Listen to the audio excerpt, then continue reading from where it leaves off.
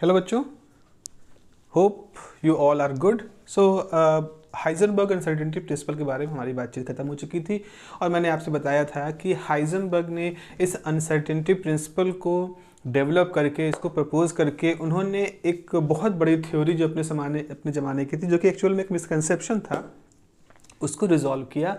और उस रिजॉल्व के बाद हमारे पास जो आज न्यूक्लियस का स्ट्रक्चर है कि न्यूक्लियस के अंदर प्रोटॉन और न्यूट्रॉन होते हैं, इसकी पहली आइडिया हमारे सामने डेवलप होना शुरू किया जब हमने ये सोचना बंद कर दिया कि न्यूक्लियस के अंदर इलेक्ट्रॉन होते होंगे। और उसके समय में जो बेसिक एविडेंस था that was the beta decay. अब हो सकता है आपके मन में कुछ प्रश्न आए, तो फिर उस मिस्ट्री का क्या हुआ कि रदरफोर्ड ने कहा था कि बीटा पार्टिकल इलेक्ट्रॉन होते हैं और बीटा पार्टिकल के निकलने से चूंकि न्यूक्लियस के शेप में चेंज आ जाता है, तो हाइजेनबर्ग आते हैं, उन्होंने कहा नहीं एक्चुअल में इलेक्ट्रॉन न्यूक्लियस के अंदर नहीं रह सकते।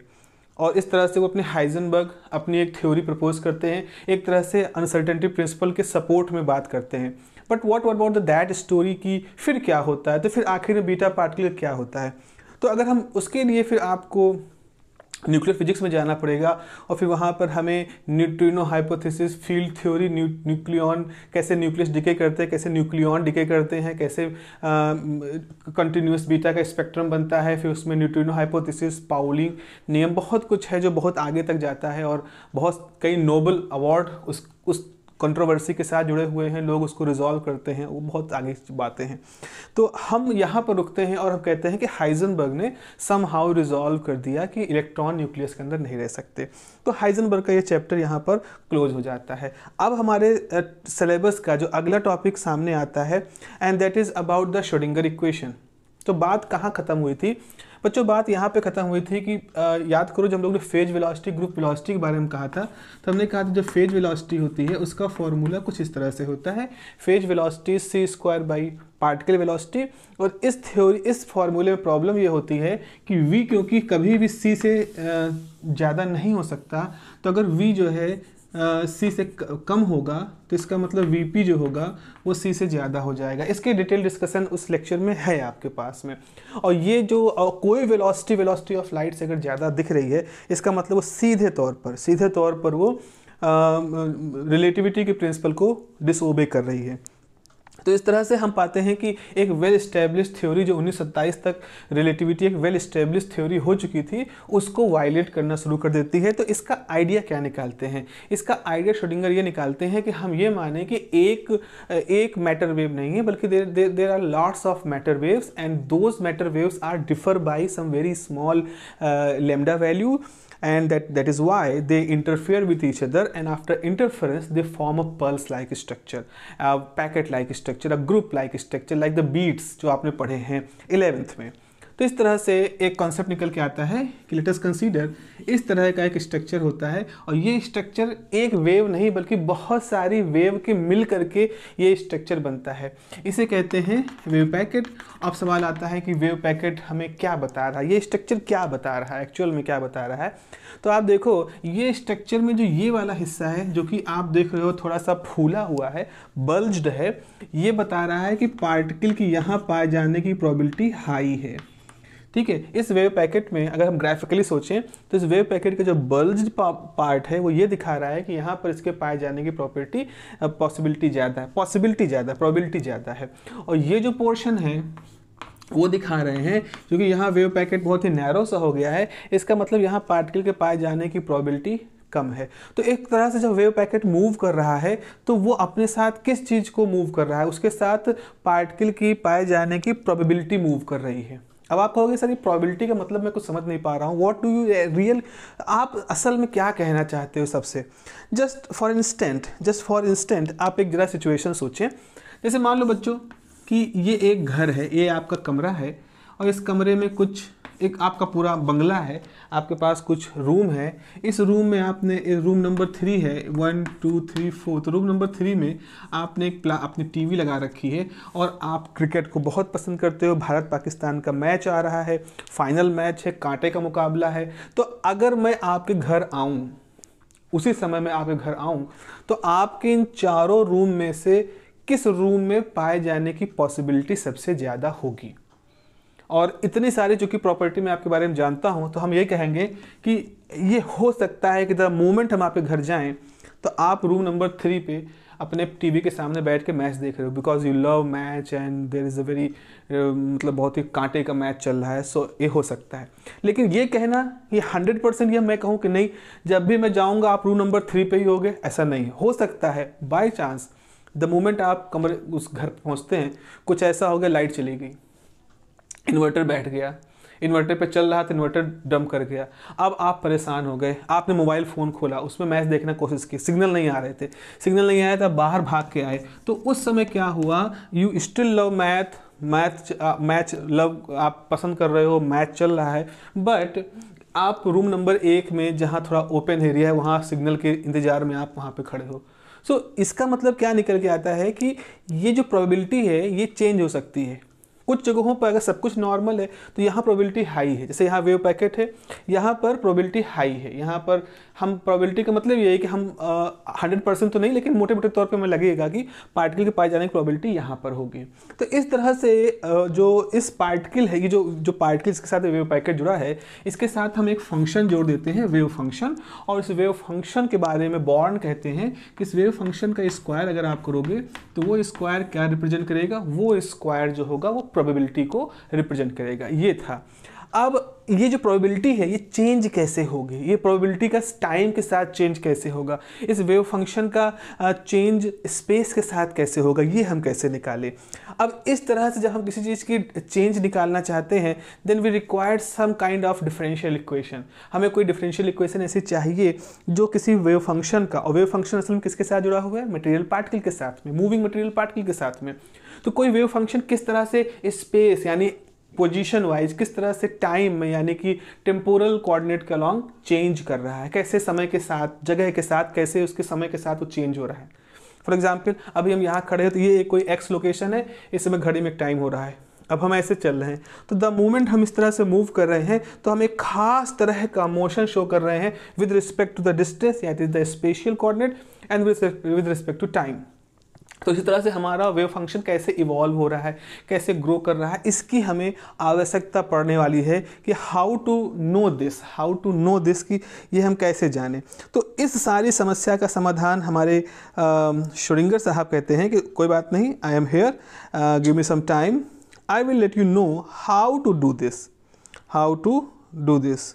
ओके, सो जल्दी से हम लोग फिर श्रोडिंगर इक्वेशन की शुरुआत करते हैं कि श्रोडिंगर इक्वेशन के बारे में बेसिक आइडिया मेरे ख्याल से आप लोग को समझ में आ गया होगा। बेसिक आइडिया क्या है? बेसिक आइडिया है वेव फंक्शन जो कि अपने आप में बता रहा है किसी पार्टिकल की किसी लोकेशन के बारे में, उसकी प्रोबेबिलिटी के बारे में। तो ये प्रोबेबिलिटी इवॉल्व कैसे हो रही है, प्रोबेबिलिटी चेंज कैसे हो रही है, और इस वेव फंक्शन को हम निकाले कैसे, मैथमेटिकली उसकी प्रॉपर्टीज को कैसे स्टडी करें, उसको हम लोग यहाँ पर कवर करने वाले हैं। ऐसा करने के लिए हमें श्रोडिंगर इक्वेशन को डेवलप करना पड़ेगा। हमारी हेडिंग है Schrodinger equation, Schrodinger equation. So our heading is Schrodinger equation. तो श्रोडिंगर इक्वेशन के लिए क्या कह रहा है, मैंने सबसे पहले आपको बात बता दिया है कि हम एक प्रोबेबिलिटी की इवोल्यूशन के बारे में बात करना चाहते हैं।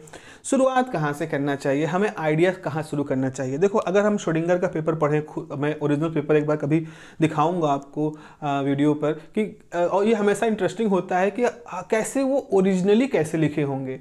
और मेरा ये सजेशन है, मेरा ये व्यक्तिगत सजेशन है, मेरा अनुभव है कि जब हम किसी व्यक्ति के काम को टेक्स्ट बुक में पढ़ते हैं, जैसे सपोज आइंस्टीन थ्योरी दी थी रिलेटिविटी की, आइंस्टीन का कॉन्सेप्ट था कैसे उन्होंने E = h को कैसे इंप्लीमेंट किया था, प्लांक ने कैसे E = h को इंप्लीमेंट किया था। तो एक तो हमने टेक्स्ट बुक में पढ़ा कैसे करते हैं, और टेक्स्ट बुक उसको अलग तरीके से लिखते हैं, पेडागोगिकल वो इवॉल्व हुआ है पिछले 100 सालों में।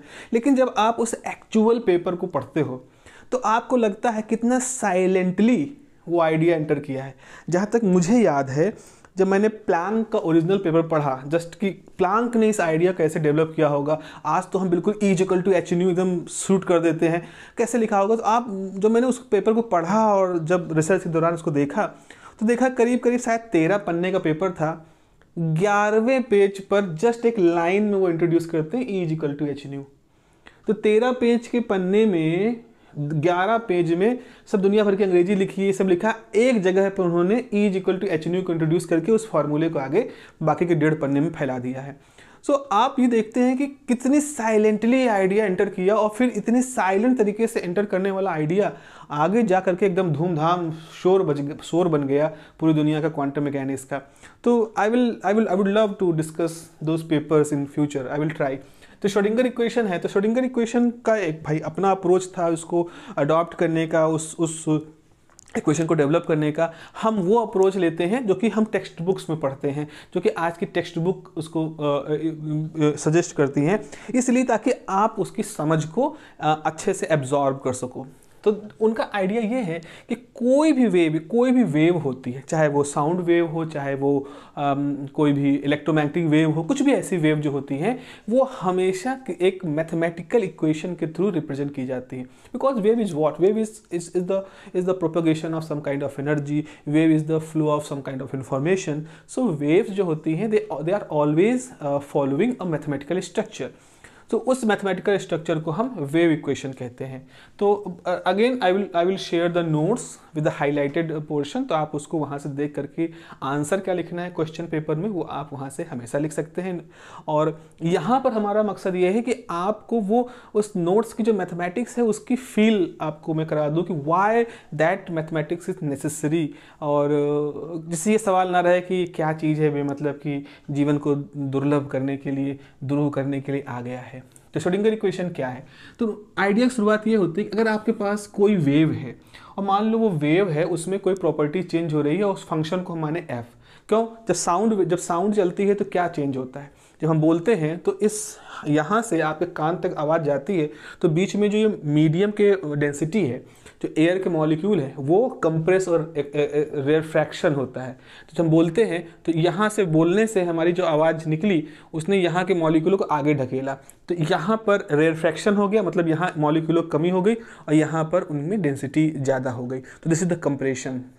फिर ये मॉलिक्यूल आगे वाले मॉलिक्यूल ढकेलते हैं तो यहाँ रेफ्रैक्शन होता है, यहाँ कंप्रेशन, फिर यहाँ रेफ्रैक्शन, यहाँ कंप्रेशन। तो इस तरह से रेफ्रैक्शन कंप्रेशन करते हुए ये वेव आप कानों तक जाती है। सो यहाँ पर क्या हो रहा है, जिस डायरेक्शन में वेव जा रही है उसी डायरेक्शन में मॉलिक्यूल या मीडियम के पार्टिकल ऑसिलेट करते हैं। So this kind of wave is called the longitudinal wave. और इस तरह की वेव को जब मैथमेटिकली लिखते हैं तो हम ये जो डेंसिटी है, जो मॉलिक्यूल की डेंसिटी है, इनके वेरिएशन को हम लोग फंक्शन के रूप में रखते हैं। तो इस तरह से इलेक्ट्रोमैग्नेटिक वेव में क्या होता है, हम कहते हैं ई और बी कंपोनेंट, से बी कंपोनेंट ऐसे, ई कंपोनेंट ऐसे है। तो इस तरह से ये ऊपर जा रहा था, आगे जा रहा है, फिर ऐसे करते हुए और फिर नीचे की तरफ करते हुए इस तरह से। तो एक बार ये ऊपर जा रहा है, नीचे जा रहा है, आगे जा रहा है, पीछे जा रहा है, एक इस तरह से वेरिएशन होता है इलेक्ट्रोमैग्नेटिक वेव का। तो वहाँ ई और बी का वेरिएशन देखते हैं। लेकिन ये वेव ना तो साउंड वेव जैसी मैकेनिकल वेव है, ना इलेक्ट्रोमैग्नेटिक वेव है, इनको हम एक नए तरह से वेव फंक्शन से लिख सकते हैं। तो कोई वेव लिखी कैसे जाती है, किसी वेव को हम लिखते कैसे हैं, तो उसका एक फॉर्मूला होता है d2f/dx²। ये मान लें कि वेव x डायरेक्शन में फ्लो कर रही है, -1/v² d2f/dt² is 0। This is the form of standard wave equation. कोई भी वेव जिसके लिए हम कोई फंक्शन f कह रहे हैं उसको हम ऐसे लिखेंगे। यहाँ x के साथ वेरिएशन को शो कर रहे हैं। अब ये वेरिएशन x, y, z तीनों में हो सकता है, बट फॉर सिंप्लिसिटी हमने सिर्फ वन डायमेंशन में कहा है। तो एक तरह से इक्वेशन वन डायमेंशनल वेव के लिए जो कि सिर्फ x में फ्लो करती हुई मान रहे हैं। एक्चुअल में क्या होता है, वेव जब फ्लो करेगी तो x, y, z हर तरफ फ्लो करेगी, स्फेरिकली सिमेट्रिक होगी। तो ये एक वेव की इक्वेशन है वन डायमेंशनल केस में। बिकॉज आप एक मैटर वेव ले रहे हो तो आपने कहा कि for the matter waves let f is wave function psi. मान लीजिए जो फंक्शन हम मानते हैं वेव फंक्शन वो हमारा साई है। सो वी गेट क्या मिल जाएगा भाई हमें, ये हो जाएगा d2ψ/dx² -v² d2ψ/dt² 0। So equation 1 is a wave equation for the matter wave जिसके अंदर वेव फंक्शन का एलिमेंट आपने डाल दिया है। ये कैसी है, राइट साइड 0 है और यहाँ पर सेकेंड ऑर्डर है, तो this is a second order homogeneous. Because right side 0 है homogeneous, it's a second order homogeneous differential equation, even partial differential equation. तो अगर ये पार्शियल डिफरेंशियल इक्वेशन है, अब यहाँ पे देखो, यहाँ पार्शियल कहने का मतलब है सिर्फ एक्स का वेरिएशन। तो आप इसको, चलिए अब हम उतनी थ्योरी में नहीं आते, पार्शियल डिफरेंशियल इक्वेशन को सॉल्व करने की थ्योरी में नहीं जाते हैं। फिलहाल ये जो इक्वेशन है इसको सॉल्व करोगे आप तो इसका सोल्यूशन आएगा, और जो सोल्यूशन आता है वो इस तरह से आएगा, psi is equal to exponential i k x minus omega T. ये क्या है? आप कहोगे सर ये कैसे आप लिख रहे हो? तो जस्ट मैं ये मान करके चल रहा हूँ कि आपको पार्शियल डिफरेंशियल इक्वेशन या सेकंड ऑर्डर डिफरेंशियल इक्वेशन को सॉल्व करने का तरीका आता है। नहीं आता है तो अपना मैथमेटिक्स कोर्स आप जरूर ध्यान से देखिएगा। जो आप मैथमेटिक्स 1-2 पढ़ रहे हो या डिफरेंशियल इक्वेशन पढ़ोगे आप अपने इस पूरे करिकुलम के दौरान, फर्स्ट ईयर में या फर्स्ट सेमेस्टर में, सेकंड सेमेस्टर में, तो बच्चों वहाँ पर आपको इस तरह से कॉम्प्लीमेंट्री फंक्शन निकालना सिखाया जाएगा। Just wait and watch, you will learn it. So आपको थोड़ा सा मैथ कॉन्शियसली और अलर्टनेस के साथ सीखनी है। फिलहाल हम इसको सिर्फ ऐसे यूज कर रहे हैं कि इस तरह की इक्वेशन नंबर 1 जब होती है तो उसका सोल्यूशन जो होता है वो इक्वेशन नंबर 2 की तरह से होता है। जस्ट बिलीव करो, हमारे ऊपर विश्वास करके कि हम सही बता रहे हैं, आप इसको मान लीजिए। तो ये हमारा सोल्यूशन है। तो लेकिन ये तो नॉर्मल से है नहीं, तो आपने खाली यहाँ कुछ किया तो है नहीं, वेव फंक्शन का सिंबल चेंज कर दिया तो क्या मैटर वेव इक्वेशन बन जाएगी? हमने कहा अच्छा हाँ, बात तो आपकी सही है। देखो अगर हमें कह रहा हूँ कि चलो मटर पनीर बनाते हैं, अब मटर पनीर आपने कहा बनाते हैं तो आपने कह दिया मटर पनीर, तो क्या उससे मटर पनीर बन जाएगी? सिर्फ आपने छौंक लगा दिया, तेल डाल दिया, कुछ भी डाल दोगे तो आप उसको मटर पनीर कहोगे? नहीं, जब तक कि आप उसमें किसी स्टेज में मटर ना डालो और फिर किसी स्टेज में पनीर ना डालो, बाकी जो कुछ भी तुम डाल रहे हो डालो। मतलब अगर उसको मटर पनीर कह रहे हो तो आपको एटलीस्ट उसको मटर पनीर तो उसमें डालना पड़ेगा। तो इसी तरह से अगर ये पर्टिकुलर इक्वेशन अगर आप कह रहे हो ये श्रोडिंगर वेव यानी वेव इक्वेशन को रिप्रेजेंट कर रही है, ये मैटर वेव को रिप्रेजेंट कर रही है, वेव पार्टिकल डुअलिटी को रिप्रेजेंट कर रही है, तो इसमें आपको ये बताना पड़ेगा कि जिसको आप वेव कहते थे उसके पास पार्टिकल लाइक बिहेवियर होता है, और जिसको आप पार्टिकल कहते हो उसके साथ वेव लाइक बिहेवियर होता है। It is something like that. If you are saying that no, this is the matar paneer, then you have to put the matter and you have to put the paneer at any stage of that dish. So similarly, if this equation, if the whole thing is for the wave particle duality kind of thing, then you have to put that element. And what is the element? A wave है, उसके पास particle behavior होता है, उसके पास particle, उसके पास wave behavior होता है। I hope you recognize this। हम क्या करेंगे? तो हम ये कहेंगे कि by Planck constant, by Planck's law E is equal to h nu. अच्छा, E is equal to h nu Planck's law है, लेकिन इस लॉ से आइंस्टीन ने क्या बताया था? इस लॉ से आइंस्टीन ने ये बताया था कि जो हम इलेक्ट्रोमैग्नेटिक वेव लेते हैं उसके पास पार्टिकल लाइक बिहेवियर होता है, and that particle is called photon, जो कि हम नाम देते हैं। तो ये जो E is equal to h nu है, ये क्या है? ये लॉ हमारा जुड़ा है कि जिसको आप वेव कहते थे वो असल में किस तरह का बिहेव करता है? Particle, that is the photon concept. तो यहाँ से हम ऐसे लिख सकते हैं E is equal to h upon 2 and 2 nu. I hope mathematically इसमें कोई दिक्कत नहीं होगी, जितना से मल्टीप्लाई किया उतना डिवाइड कर दिया। This is the H cross omega E। यहाँ से हम ओमेगा की वैल्यू निकालेंगे E बाई एच क्रॉस। क्यों किया? Just see this guy, so just see this guy omega, so we got omega, हमने इसका इंतजाम कर लिया। उसके बाद by de Broglie relation. What is the de Broglie relation? Lambda is equal to h over p, so p is equal to h by lambda. This is h upon 2 pi by lambda. Why we are doing this? Because mathematically ये कुछ भी नहीं है, 2 पाई से divide किया, 2 पाई से multiply किया, तो दैट इज न्यूट्रलाइज हो गया दूसरा। बट एक अच्छी बात यहाँ से ये हो गई है, एच क्रॉस आ गया, this is k and this is p, so we have to manage this guy k, so this k is p over h cross, right? So we have two relations, that is relation for omega and we have a relation for k. Now it's time to make the matar paneer. We are saying that we are going to cook the matar paneer. We have arranged the matar and we have arranged the paneer. Now we need to put it in the kadhai so that we get the matar paneer. So thus equation 2 gives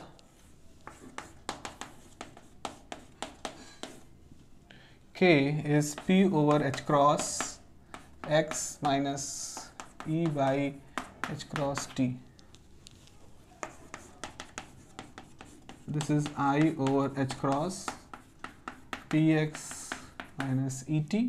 हाँ, now this is a good relation because इस relation में तो हम k लेते हैं. Generally जो k होता है that is just 2 pi by lambda which is true for any wave जिसके पास वेवलेंथ है. This relation is true and omega is 2 pi frequency which is again true for any wave जिसके पास frequency होती है.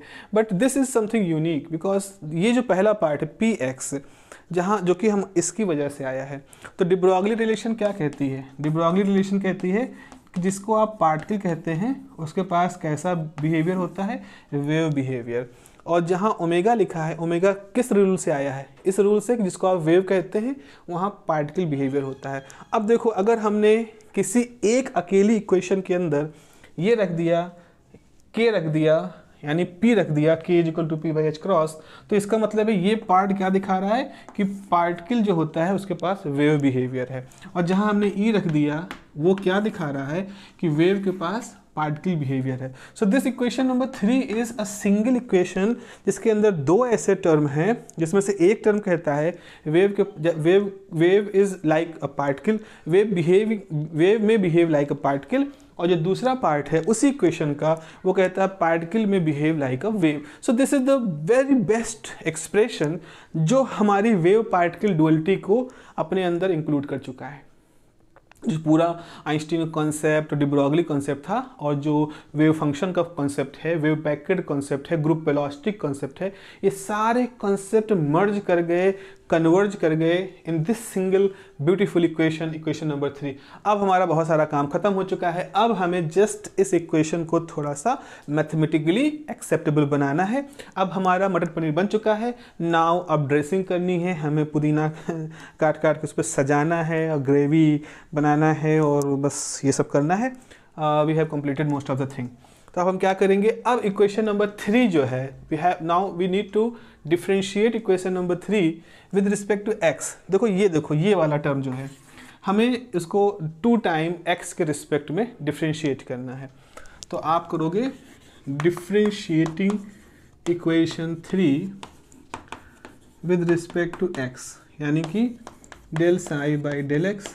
तो इस पे होगा डेल बाई डेल एक्स. हम बहुत ही बेसिक किस्म का कैलकुलेशन करेंगे ये सोच के कि अगर आपको डिफरेंशिएशन नहीं आता है तो आप यहाँ से सीख लेंगे, क्योंकि अब कहाँ पूछोगे, कोई ऐसा तो नहीं हाथ खड़ा करके पूछ लोगे. तो ये आपके पास टर्म है, इसका x के साथ डिफरेंशिएट करना है. तो एक्सपोनेंशियल तो वैसे का वैसा रह जाएगा, ठीक है, ये वैसे का वैसा रह जाएगा. और इसके बाद d बाई डी एक्स होगा इस पूरे टर्म का, एक्सपोनेंशियल का जो कोफिशिएंट है इस पूरे टर्म का, P x minus E T, इसका ये हो गया. तो अब इसको जो डिफरेंशिएट करोगे तो ये तो वही चीज़ हो गई ना, ये तो साई ही है, ये पूरा टर्म तो साई, तो साई लिख देते हैं. यहाँ क्या हो जाएगा आई एच क्रॉस, और जब इस पर डिफरेंशिएट करोगे तो p बचेगा, इसका 0 हो जाएगा, तो सिर्फ इतना बचेगा. जब आप d बाई डी एक्स इस पूरे टर्म पर अप्लाई करोगे, इसका मतलब है कि जब हम वेव फंक्शन को x के साथ डिफरेंशिएट करते हैं तो wave function as it is आ जाता है, और इस d बाई डी एक्स के ऑपरेशन की वजह से हमारे पास i p by h cross का प्रोडक्ट हो जाता है. सो अगर हम इसको 2 बार डिफरेंशिएट करें, तो अगली बार डिफरेंशिएट करने पे साई फिर वैसे का वैसा हो जाएगा, और फिर आई पी बाई एच क्रॉस का एक और प्रोडक्ट हो जाएगा, जबकि already I p by h cross का एक प्रोडक्ट है. तो यानी 2 बार डिफरेंशिएट करने पर आपका वेव फंक्शन आ जाएगा आई पी बाई एच क्रॉस का स्क्वायर हो जाएगा. आई hope you got this thing. इस तरह से हो जाएगा. इसको मैं साफ कर देता हूँ. तो अब क्या किया हमने, अब हम क्या कर पा रहे हैं जरा देखें यहाँ से. अब इसको हम, ये तो i is the complex number under root minus 1. सो यहाँ से हम क्या कर पा रहे हैं, this is d2 psi over d x square wave function i square p square h cross square. तो ये हो जाएगा -1, तो minus p square by h cross square psi. तो यहाँ से पी स्क्वायर साई की वैल्यू क्या हो गई, इधर ले जाओगे तो minus h cross d two psi upon d x square. देख रहे हो ना, पी स्क्वायर सही एक साइड रखा, माइनस के साथ ये कर दिया, तो this is one part, this is से 4। अच्छा, also differentiating equation 3 with respect to time. हम इक्वेशन नंबर 3 को टाइम के साथ डिफ्रेंशिएट करें तो ये क्या हो जाएगा, D Sai by D T. वैसा ही करेंगे जैसे यहाँ x के साथ डिफ्रेंशिएट किया था, तो ऐसा ही प्रोसेस होगा। तो आपके पास wave function as it is हो जाएगा, जैसे यहाँ पर ऐसा हुआ वेव फंक्शन आ जाएगा। आपका डिफ्रेंशिएशन क्या होगा, d by d x I by h cross P x minus E T. I hope आप अंडरस्टैंड कर पा रहे हो ये कैसे आ रहा है। यहीं से आ रहा है, एक्सपोनेंशियल की पावर को डिफ्रेंशिएट करके। इन केस आपको लगता है कुछ गड़बड़ है, then just drop a comment. I will try to explain it if possible। अगले वीडियो को बना करके हम इसको एक्सप्लेन कर देंगे, but I think it's very simple। This is T। ऐसा नहीं कि मैंने कह दिया बहुत सिंपल है तो आप कहोगे सर ने कह दिया बहुत सिंपल है, पूछेंगे तो क्या ही कहेंगे, बताओ तुमको इतनी सिंपल चीज़ नहीं आती। ठीक है, नहीं आती तो नहीं आती, नहीं आती इसमें क्या बड़ी बात है, नहीं आती। तो ये d बाई डी टी, तो ये हो गया आई एच क्रॉस, और ये तो x के साथ डिफ्रेंशिएट होगा, 0 हो जाएगा, 0 minus E D T by D T is 1। तो यहाँ से क्या आ जाएगा, इसका माइनस हो जाएगा, तो माइनस साई, ये जाएगा minus I by h cross E time Sai, की प्रोडक्ट है ना, तो चाहे a इंटू बी लिखो चाहे b इंटू ए लिखो, एक ही बात है। तो ये हो गया, तो ये हो गया D Sai by D T. इसको हम एडजस्ट करें तो एक तरफ क्या हो जाएगा, E psi is minus h cross upon i, इधर गया, this is del psi by del t. ठीक है, अब क्या करें, आई आपको मालूम है कि i is the under root minus 1, तो i square is equal to -1। तो ये हो जाएगा del psi by del t is i square by i h cross del psi by del t, cancel हो गया। तो यहाँ से क्या हो जाएगा, i h cross del psi by del t. तो अल्टीमेटली आपके पास एक इक्वेशन और आ गई, इक्वेशन नंबर 5, इक्वेशन नंबर 5 जो आपको टाइम के साथ आपका वेरिएशन हमें दे रही है। अब क्या करना है, अब हम आते हैं अगेन अपने वही चिर परिचित law of conservation of energy for any conservative system. Again what do you mean by conservative system? A conservative system जहाँ की किसी और तरह का फ्रिक्शन, विस्कस, इस तरह के फोर्स जो कि ज़बरदस्ती हीट के फॉर्म में, साउंड के फॉर्म में, लाइट स्पार्किंग के फॉर्म में एनर्जी का लॉस करते हैं, वो नहीं है। So for any conservative system, और नॉर्मली क्या होता है माइक्रोस्कोपिक लेवल पे जहाँ क्वांटम मैकेनिक्स हमारी काम करती है, वहाँ पे सिस्टम के अंदर वो कंजर्वेटिवनेस की प्रॉपर्टी होती है। तो हम कहेंगे for the conservative system, for conservative systems total energy is sum of kinetic energy plus potential energy. For conservative system, the total sum of kinetic energy and potential energy is total energy. You know that kinetic energy बराबर होता है half mv square. ये काम हम इससे पहले भी कर चुके हैं जब हम लोगों ने de Broglie वेवलेंथ के बारे में बात की थी। तो यहाँ से हो जाएगा k is equal to m square v square by 2m, और ये हो जाएगा p square by 2m। So kinetic energy nothing but p square by 2m। तो आपके पास हो जाएगा E is equal to p square by 2m plus v, और चलो इसको हम मल्टीप्लाई कर दें वेव फंक्शन से, तो P square psi by 2m plus v Sai, इसको अगर हम ले आएँ लेफ्ट में तो ये हो जाएगा P square psi by 2m। P square Sai की वैल्यू हमारे पास यहाँ पर है, तो ये हो जाएगा E minus v psi is equal to minus h cross square by 2m d two psi by d x square, और यहाँ से अगर हम क्रॉस मल्टीप्लाई कर दें तो ये हो जाएगा minus 2m by h cross e minus v psi is d two psi by d x square, और सब कुछ एक तरफ ले जाएं, then d two psi by d x square plus 2m by h cross square e minus v psi is 0. So this is a Schrödinger equation. This is a Schrödinger equation जिसके अंदर आप देख रहे हो वेरिएशन जो है हम change x के साथ देख रहे हैं, यानी पोजीशन के साथ देख रहे हैं, टाइम के साथ नहीं देख रहे हैं. इसीलिए इसको हम कहेंगे Schrödinger time independent wave equation. Schrödinger time independent because there is no derivative of time. Schrödinger time independent wave equation. तो अगर Schrödinger time independent wave equation इस तरह से है, then how we can write the Schrödinger time dependent wave equation? उसके लिए क्या करना होगा? एक मिनट, यहाँ पे थोड़ा सा, यहाँ पे आपको थोड़ा सा मुझे देखना पड़ेगा. E psi है. This is E psi. This is E psi ना, ये. तो यहाँ आपको इक्वेशन नंबर 5 को यूज करना पड़ेगा. तो मान लो इक्वेशन नंबर ये 6 है और ये इक्वेशन नंबर 7 है, तो हम क्या लिख सकते हैं? ऑल्सो इक्वेशन 6 में written as E psi is equal to P square psi by 2m plus V psi. अब आप यहाँ पे E psi की वैल्यू क्या रख सकते हो? I H cross del psi by del t. वो इक्वेशन नंबर 5 रख दिया और यहाँ रखोगे H cross by 2m d2 psi बाई dx square plus v time psi. सो ये हो जाएगा I H cross del psi by del t is equal to minus H cross 2m d2 by dx square plus v psi. बाहर कर दो. ये जो पूरा टर्म होता है इसको हम एक ऑपरेटर के फॉर्म में लिख सकते हैं. होता क्या है जनरली, अगर इस केस को हम 3 डायमेंशनली माने तो इससे d2 by d x square plus d2 by d y square plus d2 by d z square होगा, जो कि लैप्लासियन ऑपरेटर का स्क्वायर होगा. तो इस चीज़ को हम फर्दर एक हैमिल्टोनियन ऑपरेटर के रूप में लिख सकते हैं. मे बी आपको कहोगे what do you mean by operator, what is operator? Operator is kind of entities which is standard terminology in the field of quantum mechanics. You need not to think about it very much, but आप समझो this is some kind of mathematical instruction.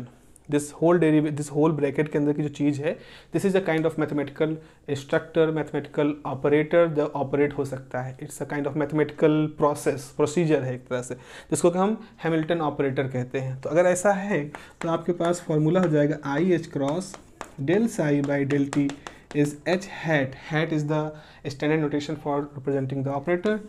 So this is what? This is the time dependent. This is time dependent Schrödinger time dependent wave equation.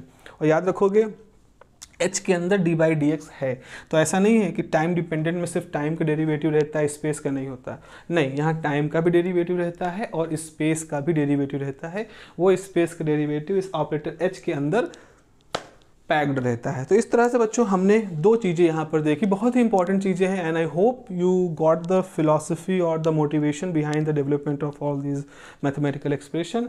और वो हमारे पास कौन कौन सी चीज़ें हैं? वो हैं कि श्रोडिंगर इक्वेशन कैसे टाइम डिपेंडेंट बिहेवियर से हम डिराइव करते हैं और कैसे हम श्रोडिंगर इक्वेशन के लिए टाइम इंडिपेंडेंट बिहेवियर डिराइव करते हैं. So the next topic will be about the application of Schrodinger equation. और एक एप्लीकेशन जो है that is the infinite potential well. हमें इनफाइनाइट पोटेंशियल वेल के लिए श्रोडिंगर इक्वेशन को डिराइव करना है. So we will discuss this in the very next class and hope you enjoyed this and get something from this lecture. So till then, have a nice day, take care, bye bye.